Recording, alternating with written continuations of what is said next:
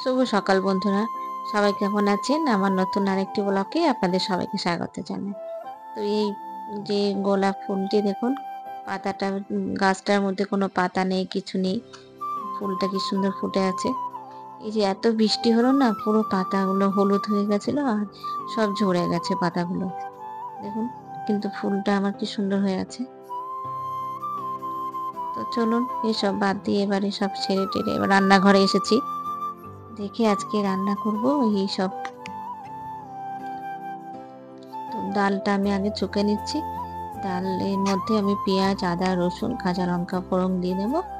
আর তার আগে একটু পাঁচফোড়ন দিয়েছি। তো এই ডালটাই করব আর ওই করলা দিয়ে বড়ি টড়ি সব দিয়ে এটা করবো। এই যে পটল ভেজেছি, পটলটা তুলে নিচ্ছি, ভাজা হয়ে গেছে। এবারে আমি করলা টরলা দিয়ে এইসব দিয়ে একটা তরকারি করেছি। বড়ি, করলা, সজনে ডাঁটা, পটল, আলু দিয়ে এবারে মাছটা করব। তো মাছের একটু কালিয়া মতন করবো, যেহেতু ডালটা হয়েছে। তো মাছগুলো ভেজে নিয়ে ওটা বানাবো। তো দুপুরে দেখুন খাওয়া দাওয়া সেরে নিয়ে একটু ছাদে এসেছি। তো দেখুন ছাদটা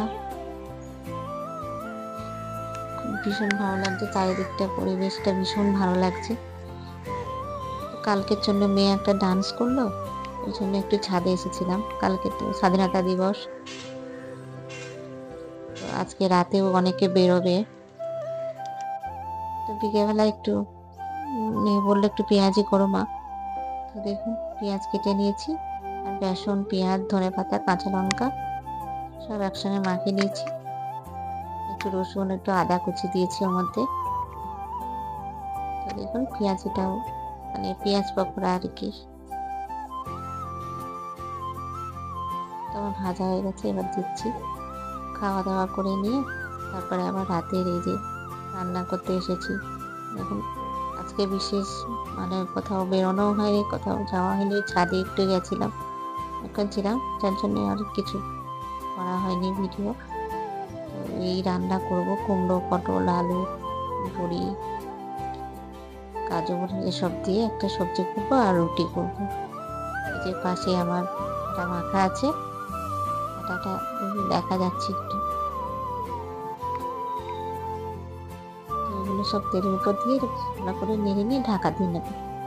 তো দেখুন ঢাকা খুলে সুন্দর নরম হয়ে গেছে। আমি কিন্তু জল দিই না কুমড়োর মধ্যে, তো জলেই আমি এটাকে সুন্দর সেদ্ধ হয়ে গেছে।